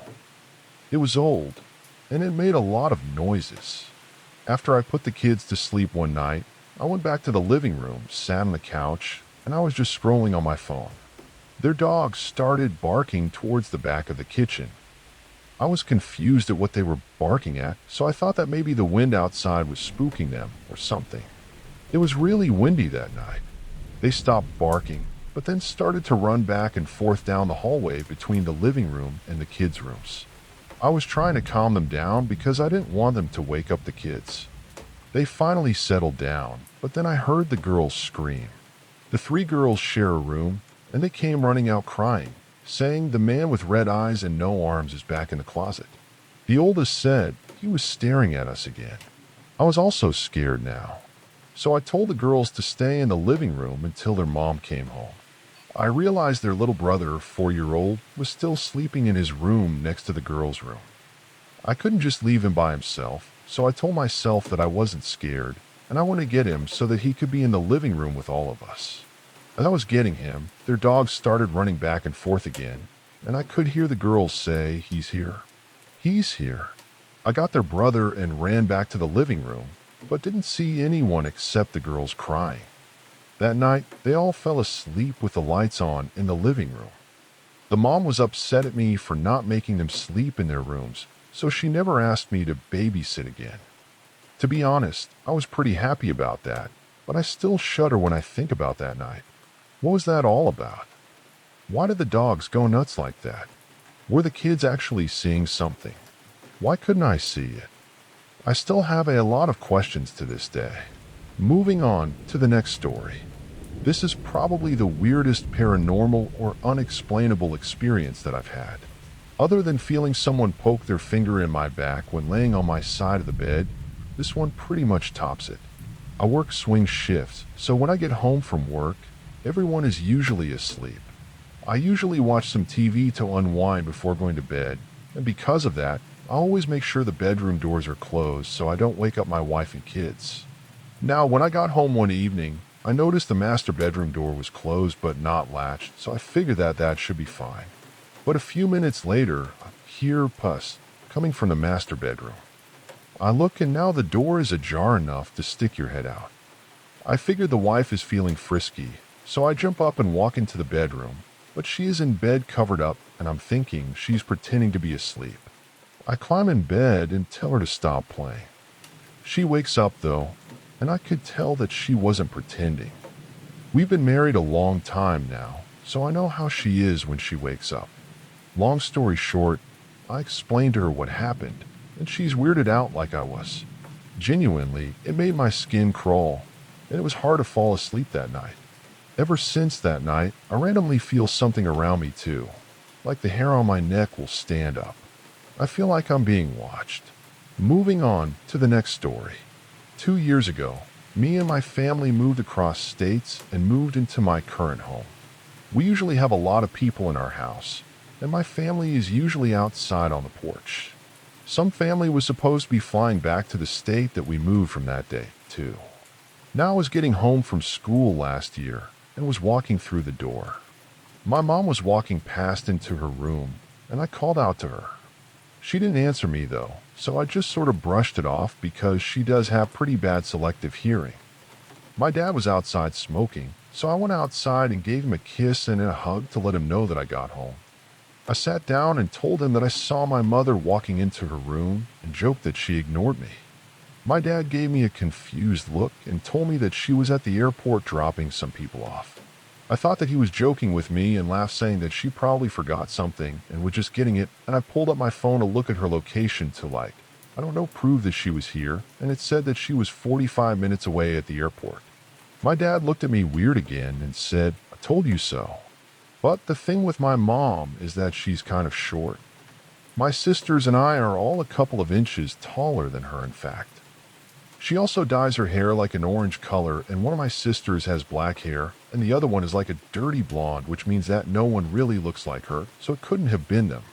But the real kicker to this story is that maybe about a week ago or something like that, we were talking about, ghost experiences in a group of me, my dad, and my mom. I retold my story, and my dad got this sort of look on his face. He does that face when he doesn't want to say something scary, but I pressed him on it, and it turns out that something similar had happened to him too. My dad's from Morocco, and his mom visits from time to time in the States. At one time when she was supposed to be in Morocco, he saw her walking up the steps to go upstairs. He was home alone because me and my sisters, we were at school or work, and Mama was at my aunt's house that day. He chills on the couch a lot, and from sitting where he usually does, you can see the top portion of the stairs in our home. He, being the man that he is, walked up the stairs after he saw that, and she disappeared upstairs. But he gets upstairs anyway and sees her walk into the room that she would use when she lived with us. My dad abruptly walked into the room, convinced that she was somehow here, but obviously no one was in there. So apparently we have an entity that likes mimicking mothers. Oh, and by the way, I saw my mother completely solid. It genuinely looked like my mom, even right down to wearing what she wore that morning. Moving on to the next story. This happened when I was about 10 years old. I was at a ski resort with my dad, stepmom, and 3 sisters. And when this happened, my sister's dad and stepmom were still out skiing, but me and my sister Ava got cold, so we went back to the hotel to get some food. We sat at the restaurant in the hotel until my stepmom came down. We asked her if she could hold the table so that we could go up to the room quickly so that we could drop off our ski jackets. We take the elevator, and once we get off, we start to walk to our room. That's when I hear someone behind me go, "Hey." Keep in mind that we're both still about 10 and 11 at this time. I didn't think that he was talking to us, so I just ignored it. We walked into our room, but before we can close the door, the man steps into the doorway. He was tall, probably about 6 feet, and looked pretty old, maybe his early 60s or late 50s, and he was wearing the hotel staff uniform, but just without the logos.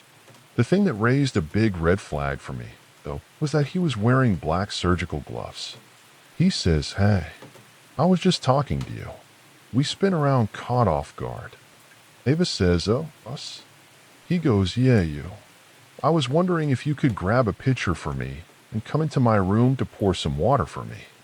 Our parents always told us to never trust strangers, and we already got a bad vibe from him, so we politely declined." His tone then got a little bit annoyed, and he said, "It'll just take a second. Can you please just pour me some water in my room?" At this point, we already knew that this wasn't right, so we said no again. This conversation went back and forth for about 3 minutes until he tried to walk into our room. Our instincts kicked in at this point, and I ran towards the door and said, "Sir, we're good," and I slammed the door on him. Ava and I sat in the hotel room for about 10 minutes, panicking on how we were going to leave or talk to our parents because we had left our phones downstairs.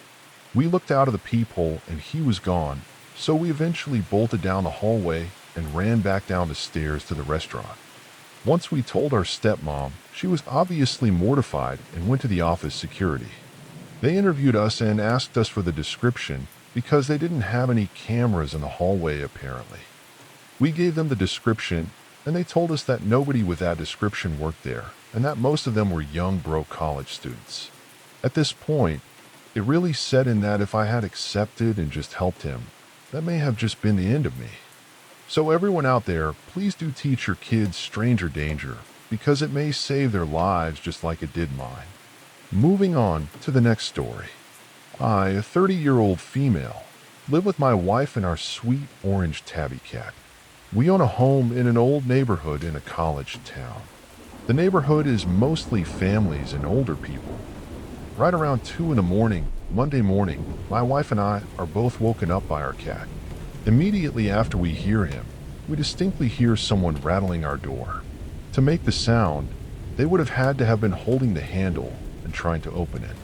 But we rush to the living room, and my wife, wielding her aluminum bat, smacks our leather recliner and screams, "I have a bat." Our cat is crouched on the ground and growling, his hackles raised. I got 911 on the line, and we all got into our bedroom with a lock while we wait for the police. They came by, and they didn't see anything. That night, though, my wife didn't get any more sleep, and I only got a little myself after our cat curled up next to me. We both called out to our jobs at the university on Monday and wound up getting lock bars for the front and back doors and replaced the back door lock with one that requires a key on both sides. This thankfully went as well as it could have, but was just so out of the blue and upsetting for us. I mean, it was just something that we never expected living where we live. More than anything, though, it's just a good reminder to stay vigilant and invest in that security measure when you can. We never imagined someone would try to break in during the dead of night when there are 2 cars in the driveway after all. But some people out there, they just don't care if somebody's at home or not. Moving on to the next story.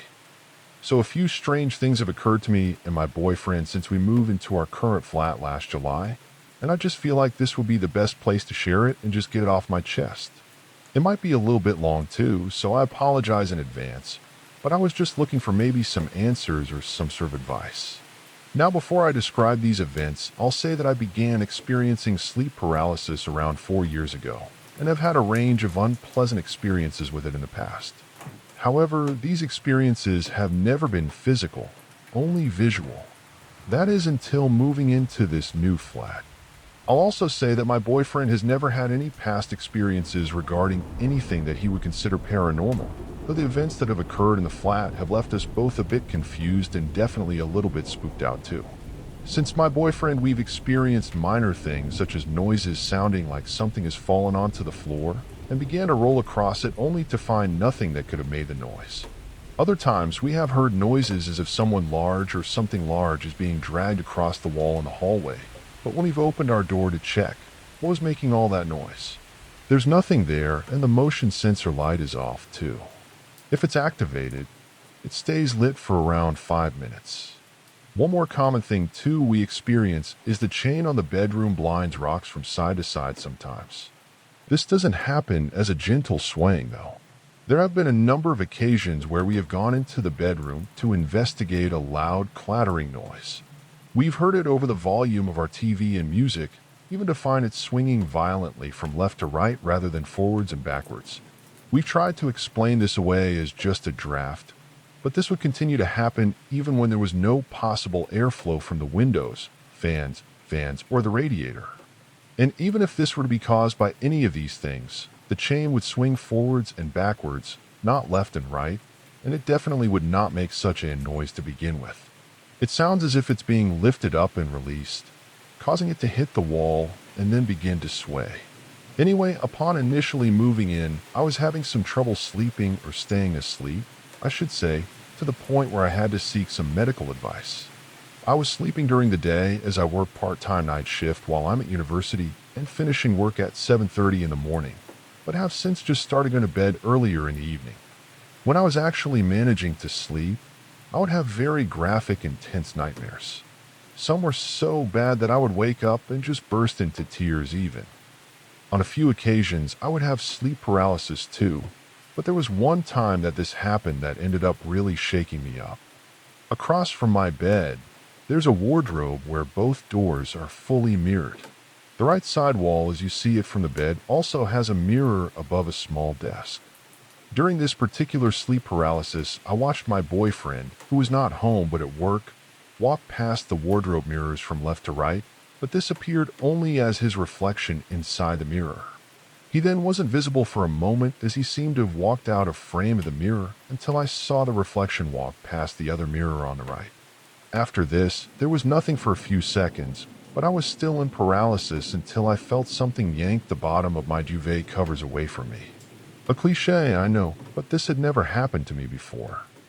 It spooked me out of my sleep paralysis, and I shot up and grabbed my covers towards me, because they had actually moved.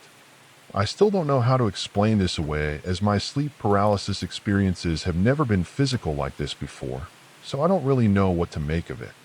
But another similar instance happened one night that my boyfriend was driving home from work and got stuck in a bad traffic jam on the motorway, delaying him a good few hours due to the distance from the site that he had been working at.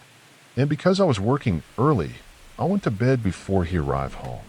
And at some point in the evening, I remember him getting home and me having a sleepy conversation with him right before he got into bed and I fell back asleep. I'm not sure how long after this, but I was woken up again. But I was woken up by my boyfriend who was standing at the side of the bed and had brought us some food. I was instantly confused, asking where he had got the food from and when he had left to go, and get it to be met with the same confusion because apparently he had only just gotten home. I'm still so confused by this, as this is not something that has ever happened to me and really creeped us both out, and I just don't know what to make of it. But the final straw for me was one evening I was talking to my boyfriend as I was just walking around tidying up, only to turn to him at one point and see what I can only describe as a solid silhouette of a child crouched down directly behind him. At this point, I started straight up freaking running into the bedroom and refusing to leave for the rest of the night. The first day that I contacted my stepmom, who is very spiritual and has had all sorts of encounters and experiences with the unseen world, including running her own business where she does Reiki and tarot cards or something amongst other things. My dad and my stepmom came to visit the following weekend, where she cleansed the flat and recommended that I buy a black tourmaline for protection, which I have. But since then, this kind of activity has decreased but not stopped entirely, resigning itself to just the random unexplained noises, I guess. But one thing that I noted when my stepmom came to cleanse the flat was that she had asked whose side of the bed it was that my boyfriend slept on, but didn't elaborate why she asked that. And honestly, I didn't ask why at that time, but I'm going to as the events keep playing on in my mind, and I feel like I have no answers to anything. I really don't know what to make of any of this, to be honest. The only connections that I can make are all leading back to my boyfriend with the silhouette crouched behind him, the physical sleep paralysis, and getting home twice in the same night, and my stepmom asking about his side of the bed. But this is the second place that we've lived together, and the occurrence has only started upon moving here. I did scour the depths of the internet and found that supposedly we live right by a ley line, but I found no solid evidence to support this, though it is apparently discussed in a book about the city that was published in 1987, which talks about legends, folklore, and mysteries. This particular book, however, seems pretty hard to come across, with it either being unavailable or unaffordable. But in any case, does anyone have any suggestions or ideas that I can investigate into a little bit? Because as for now, I'm just completely clueless, and any help would be really appreciated. Moving on to the next story. This past weekend, my parents had an experience. I didn't make much of it, and neither did the rest of the family, but I'm going to use general terms to protect some privacy. This parent got up in the morning for work. However, they were washing some dishes from the night before. I woke up and was able to hear them washing the dishes and everything. Nobody else was in the home or awake besides one of our pets. My parent came into the room and asked for my sibling. I mentioned that they were sleeping upstairs. We have a single room upstairs, somewhat like an attic, but used as a bedroom, with my other sibling. At this point, my parent told me to swear that my sibling was upstairs. I explained that, yes, they were, and I hadn't seen them come downstairs. They then said that she had seen my sibling run around the house and could feel the feet and items move as they ran. They were so sure that they walked over to peek around the couch to scare them, play hide and seek or whatever, and we didn't discuss it more. But more recently, I have also seen the same sibling at home despite everyone being away. This sibling is still in grade school, so they wake up and get taken to school by one of my parents. I was also getting ready to leave for work, and as I was heading out of the bathroom, our cat ran and hid behind the bed. He is still a kitten, so he's very playful. The hiding is not suspicious to me as he's been running around and playing by himself throughout the morning anyway. But I was leaving the bathroom and walked heading towards the bed to play with the cat. My bedroom door is in front of the door that leads to the dining room or common area. And out of the corner of my eye, I see this sibling sitting on the dining table eating breakfast with only hair covering her face. I've made out the clothes that they were wearing, and as I went to play with the cat, it occurred to me to tell this sibling to stop playing with the cat and hurry up, or else they'll be late for school. And as I walked out of my bedroom, I remembered my parents had already left with them, which means that I should have been the only one in the house. I quickly went out there, but when I did, there was nobody there. These experiences haven't felt malicious, I guess. The only common denominator between the two times this occurred is that the cat seems to be playing with him, which is really weird, just like he does with my sibling. That says to me that I'm not going crazy either, because when I came out, that little cat, it was acting as if something was there. Moving on to the next story. I lived in my childhood home from when I was a baby until I was 13. My family is very religious, and growing up, I was taught that when you die, you either go to heaven or hell, and that's the end of it. I was never introduced to anything supernatural, so during many of these experiences, I had no idea what was happening. It wasn't until I got older that I started to understand. Also, since I was so young for some of these events, I didn't really comprehend what was going on at the time. I only remember bits and pieces of what happened. But the last story is probably the scariest, and I still tear up sometimes when I talk about it.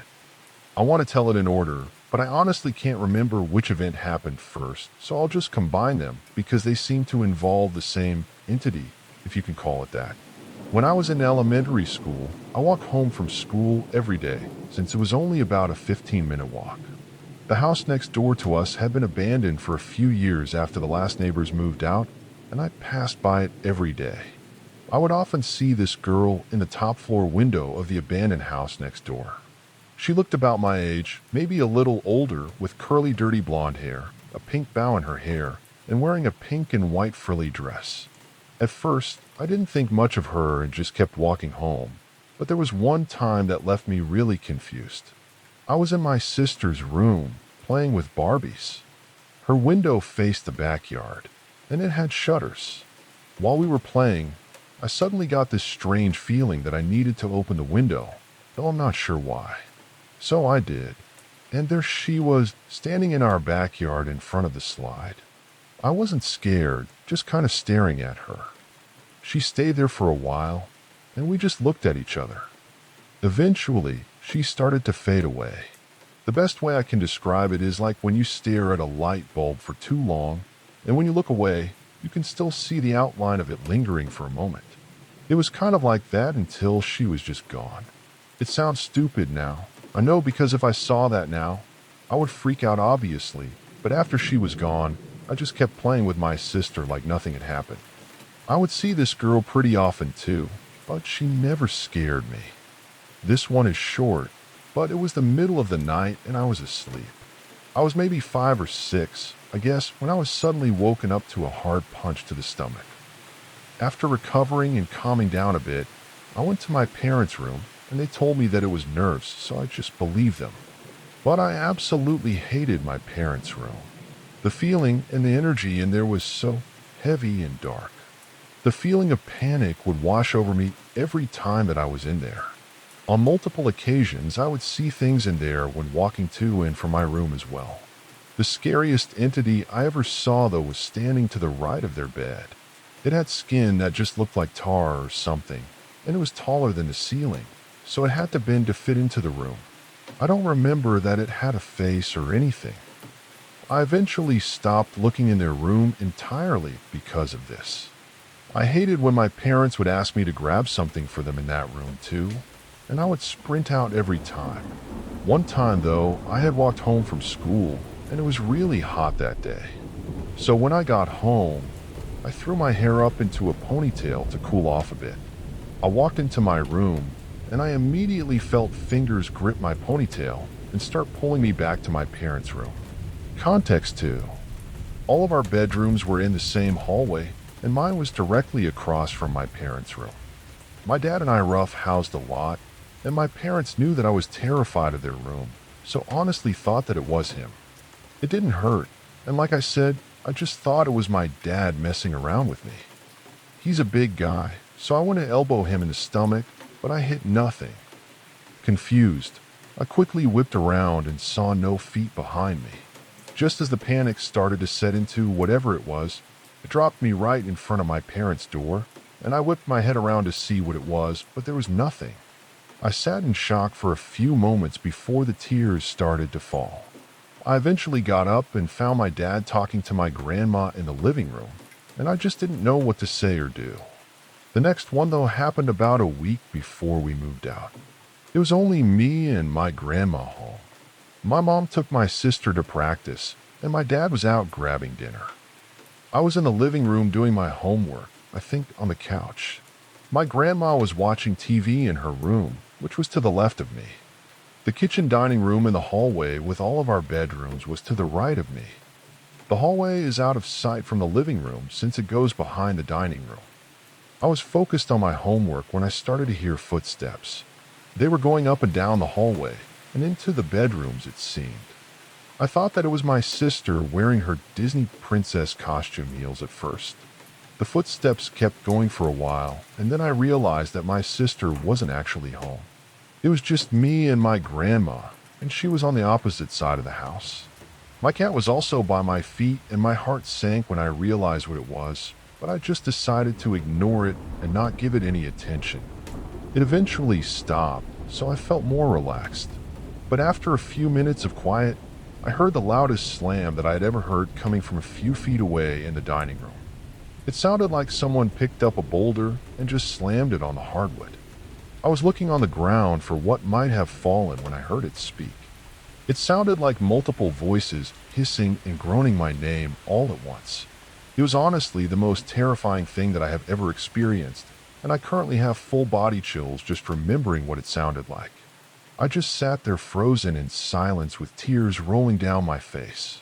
I was too terrified to move or make a sound, and I finally managed to squeak out a little grandma, and nothing happened. So I started to stop calling for her. She eventually arrived, but after that, it just went away, or whatever. We actually moved out later that week, and the first night at the new house I had a dream. I was standing in the street outside the old house at night. It was quiet and all the lights were off, when all of a sudden, all of the windows opened and it was so bright inside. It looked like a lighthouse, in fact. It sounded like a party was happening.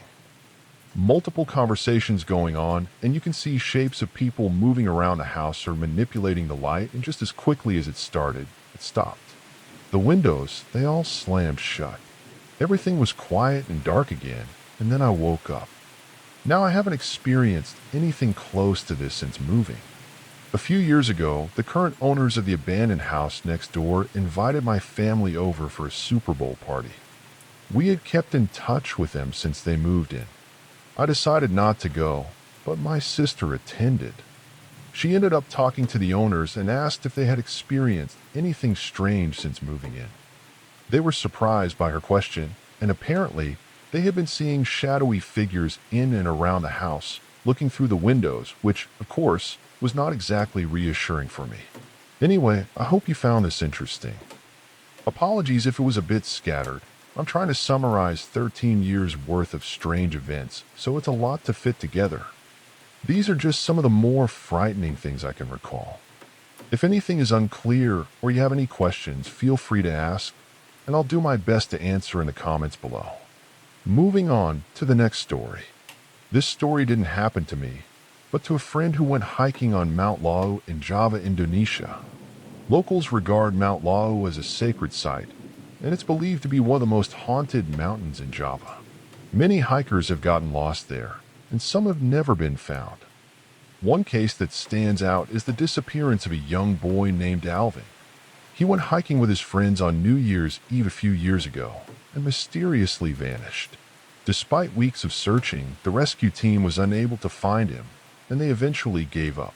Alvin was last seen by other hikers near Pasardiong, also known as the Devil's Market. It's a desolate grassland close to the summit, where many hikers have claimed to hear strange, disembodied voices, which is why it's sometimes called Pazer Saturn. A few years ago, my friend and two others decided to hike the mountain. There are several marked trails leading to the summit, and the busiest one is Candiceto. This trail is a popular choice because it's one of the easier ones, and the view from the top is absolutely stunning, though it takes a bit longer to complete.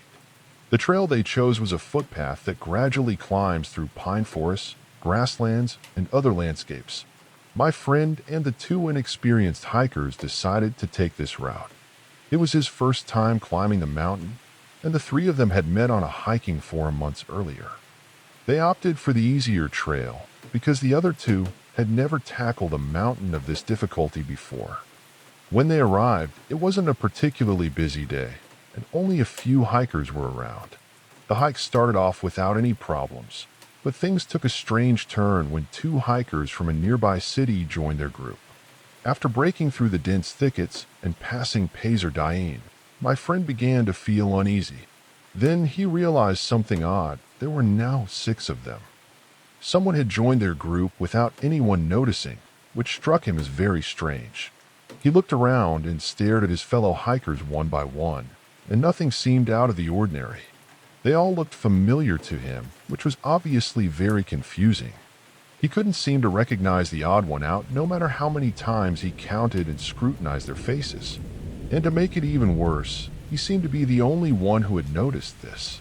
He asked himself if he was becoming disoriented due to the exhaustion or the cold perhaps, and that was when he started seeing glimpses of blurry silhouettes moving around them. He wanted to quit at this point. He no longer felt excited about this hike. He didn't feel like he was going to make it another hour, but there was really nothing that he could do. They were already halfway to the top, and he was sure that he would have had no choice but to return alone if he decided to turn back anyway. He had lost his bearings too. He had no idea where he was or who he was with. When they finally reached the top though, he just collapsed in a heap. According to his friends, he then became delirious and started speaking of random creepy things like when being followed by something and someone watching them in the fog. He even told them to just leave him there because he was going to die anyway, and to let his parents know how much he missed them and loved them. It took them a few hours to calm him down and for him to regain his strength, and then they decided to set up camp for the night. The other hikers couldn't sleep that night either. They mentioned feeling a strange presence with them, as if something was watching. When the first light of dawn broke, they hurriedly packed up their tents and gathered their things. They quickly started their descent, which thankfully only took a few hours down the slope, and they eventually made it back to the base camp safely. However, my friend had to be rushed to the hospital, burning with a high fever. While he managed to survive the night and make it down the mountain, others in similar situations weren't as fortunate. I'm curious, though, if anyone else has experienced this kind of extra hiker phenomenon or something similar while hiking or trekking in the wilderness. It's not something I've really heard many people talk about, and it's honestly pretty unsettling. Moving on to the next story. I work as a nurse in a palliative care unit at an old hospital, and over the years, I've seen a lot, especially in this kind of setting. In a place like this, you encounter many things that others would rather not. For some of us, it becomes a matter of accepting things for what they are. The unit where I work has 9 beds, each in its own room, spread out along a long corridor. At the beginning of this corridor, there's the lift, and just as you exit, you'll find the cleaning room on your right, where we store all the cleaning supplies. To the left is the nurse's room, and beyond that, you'll find the stairs. For safety reasons, especially in case we need to quickly access other floors, the administration has prohibited us from locking the door to the stairs. This situation isn't ideal because some of our patients, due to their delusions, might wander out of their rooms unnoticed, putting themselves or others in danger. To prevent this, we keep the doors shut by tying bed sheets around the door handles to keep them secure. This is important to understand because what happens next might sound strange. The nurse's room is where we spend most of our night shifts, doing various tasks like resting and occasionally sleeping. Late at night, my routine involves checking on all the patients, making sure all the doors and windows are securely locked, including the ones leading to the stairs, and then spending a good portion of the night reviewing patient files. On this particular night, I had finished my rounds and was reviewing the cameras. My nursing auxiliary came into the room and asked if anything else was needed or if she could sleep for a bit. I told her she could rest, so she took off her shoes, turned her back to the room, and lay down to sleep while I faced the wall and continued reading the file of a new patient who would soon be admitted to our unit. It was then that I began hearing footsteps pacing up and down the corridor of the unit. At first, I ignored them, thinking I was just tired and that my ears were playing tricks on me. It wasn't the first time something like this had happened, so I tried to dismiss it at first. But as the footsteps continued, I began to wonder what was really going on.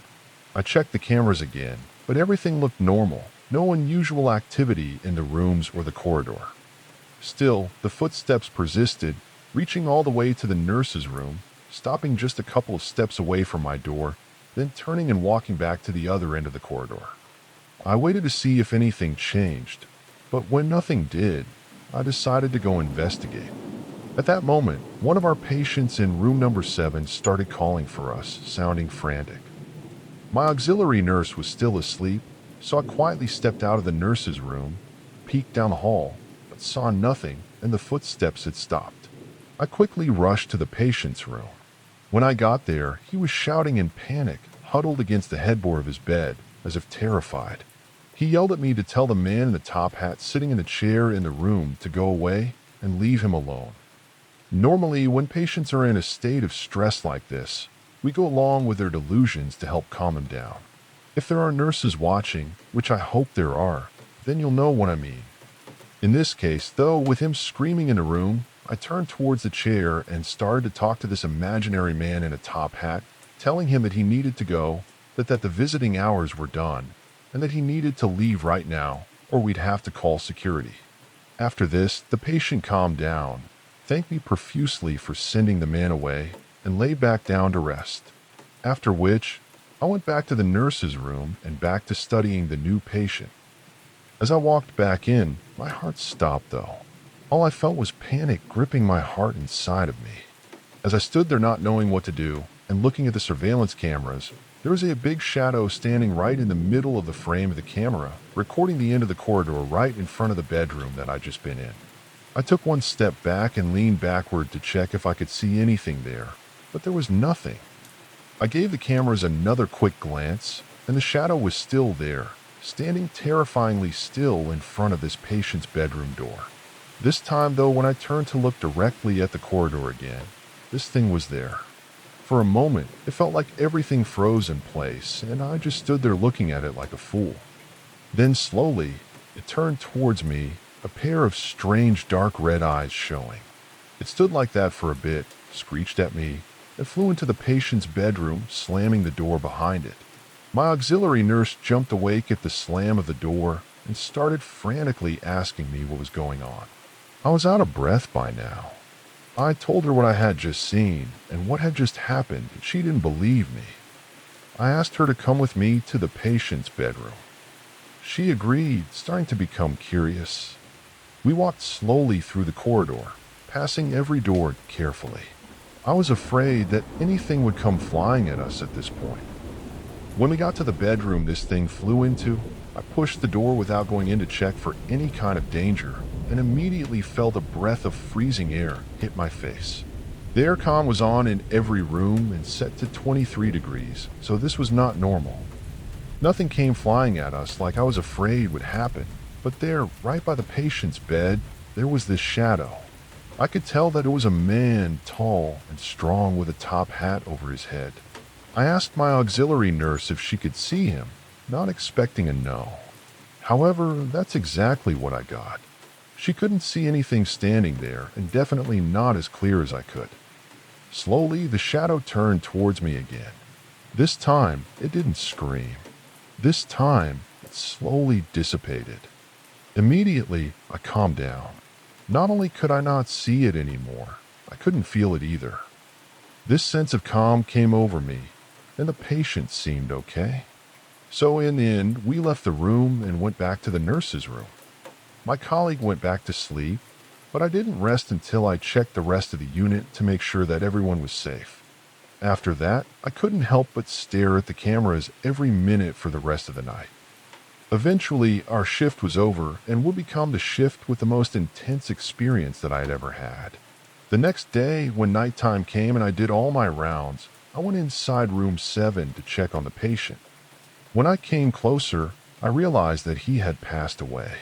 This was my first experience with a shadow man in the top hat, but it certainly was not the last, and it is still ongoing. I'm the only one who can see him apparently from around a unit, which freaks everyone out. Every single time that I see him, it's under the same circumstances as well. I walk into a patient's room, and there's this shadow at the feet of their bed. I wait for a little bit until he turns to me, and then dissipates. And 1 or 2 days later, the patient always passes away. This is a real experience, and it's something I have to live with nearly every day now. I'm unsure if this entity is causing harm or if it's somehow announcing impending deaths, but if you're a nurse in a similar unit or know someone who is, please share this story with them and let me know if you've encountered anything like this. I really need to understand what this is, how to handle it, and whether others have had similar experiences, even if it's a different looking entity or something else entirely. If people are interested and want to know more, I can keep updating here as I have more experiences to share. If you're going through something like this yourself, just know that you're not alone. I hope that knowing others might be dealing with the same thing can help you feel less scared. Moving on to the next story. A little background before I get into the story. My fiance and I moved into our new place about 2 months ago. At first, I didn't notice anything unusual, but my fiance did. Now things seem to be escalating, and I honestly feel guilty for dismissing his concerns. On top of that, we can't afford to move. It all started with his contact lens container. He has one that vibrates to help clean the lenses by moving them around in the solution. I don't wear contacts, so I might be mistaken, but the container vibrates for some reason to clean the lenses. Anyway, my fiance came to me one day and said, "I think this place is haunted." I asked him why, and he told me that something had been messing with his contact lens stuff. He said that when he went to the bathroom that night, the case started vibrating on its own on the ledge. Also, the bottle of cleaner wasn't where he had left it. I figured it was just a malfunction or that he hadn't switched it off properly, and maybe the movement of closing the bathroom door had jostled the shelf enough to turn it back on. I didn't think much of it, and he didn't mention it again. Now, I have an iPhone, so I have to manually switch my phone on and off silent mode. I never put my phone on silent, since there are calls I can't afford to miss.